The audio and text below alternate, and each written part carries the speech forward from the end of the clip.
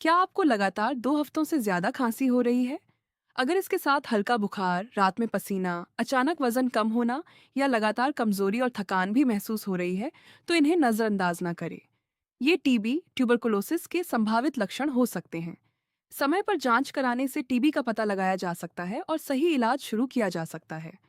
याद रखें, टीबी का इलाज संभव है, लेकिन इलाज डॉक्टर की सलाह के अनुसार पूरा करना बहुत जरूरी है। यदि आपके या आपके किसी परिचित में ऐसे लक्षण दिखाई दें, तो नज़दीकी स्वास्थ्य केंद्र या डॉक्टर से संपर्क करें। ऐसी ही भरोसेमंद स्वास्थ्य जानकारी के लिए हेल्थ टॉक हिंदी को लाइक, फॉलो और सब्सक्राइब करें।